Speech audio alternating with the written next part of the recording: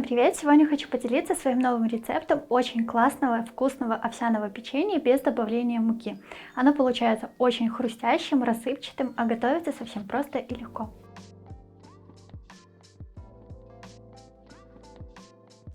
Тесто замешивается буквально за пару минут, поэтому сразу можно включить разогреваться духовку на 180 градусов. В миске смешиваем 2 средних яйца. Добавляем треть чайной ложки соли. Сахар по вкусу. Я беру 100 грамм. Для аромата 1 чайную ложку ванильного сахара, либо щепотку ванилина. А также мне нравится в овсяном печенье аромат апельсиновой цедры. У меня сухая, поэтому я беру пол чайной ложки. Также можете натереть цедру одного свежего апельсина. Далее вливаем 100 грамм растительного масла. У меня обычное подсолнечное, без запаха. Его можно заменить на растопленное сливочное масло, либо кокосовое. И хорошо все перемешиваем венчиком до однородного состояния. Также у нас на канале есть и другие хорошие рецепты овсяного печенья. Ссылки на эти видео я оставлю в описании. Обязательно посмотрите и приготовьте. Чтобы печенье получилось более хрустящим и рассыпчатым, я добавляю 20 грамм кукурузного крахмала. И добавляем 1 чайную ложку разрыхлителя. Снова все хорошо перемешаем. По желанию, часть сахара вы можете, например, заменить на мед, либо использовать только мед вместо сахара. Получится тоже хорошо.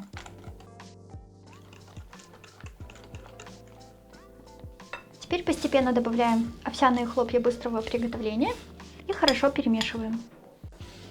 Тесто должно получиться очень мягким и липким.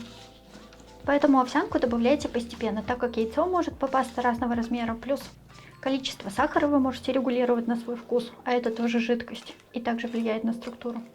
Поэтому добавляйте постепенно, чтобы следить за консистенцией.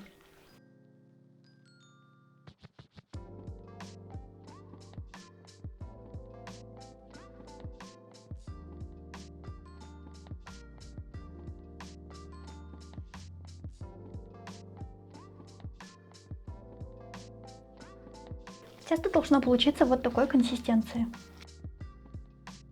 Оно слегка расплывается, но при этом и не жидкое, и не густое. У меня уходит ровно 170 грамм овсяных хлопьев. По желанию в печенье вы можете добавить, например, шоколад или какие-нибудь сухофрукты. У меня сегодня будет темный шоколад с содержанием какао 50%, 100 грамм. Большую часть я добавляю в само тесто и потом немножко украшу печенье сверху.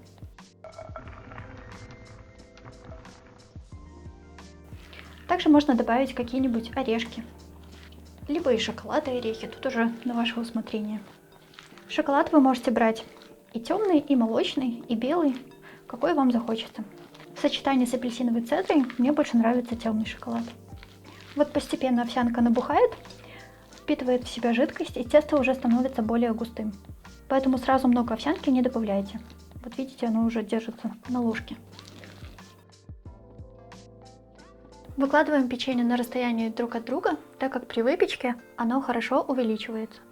Можете сделать печенье побольше, можете сделать поменьше. Это на ваше усмотрение.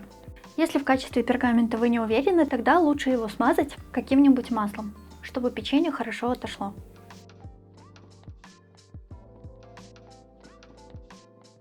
У меня получается 18 штук среднего размера.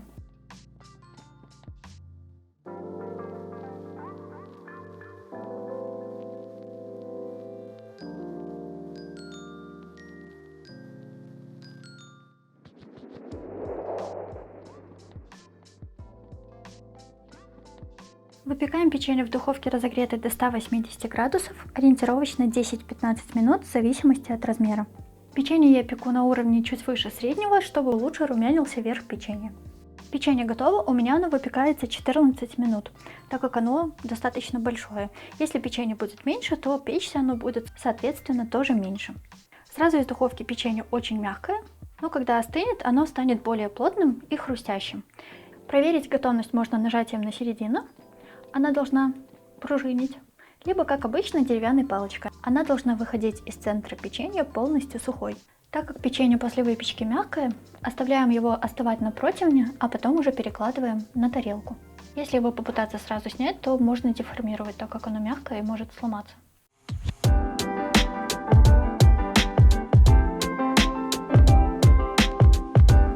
Печенье получается просто бесподобным. По структуре оно очень воздушное, рассыпчатое и хрустящее. Оно как раз умеренно сладкое и в сочетании с темным шоколадом получается просто идеально.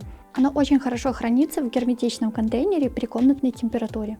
Даже если посмотреть на структуру, видно, насколько оно все воздушное и рассыпчатое. Когда кушаешь, оно буквально рассыпается на мелкие кусочки.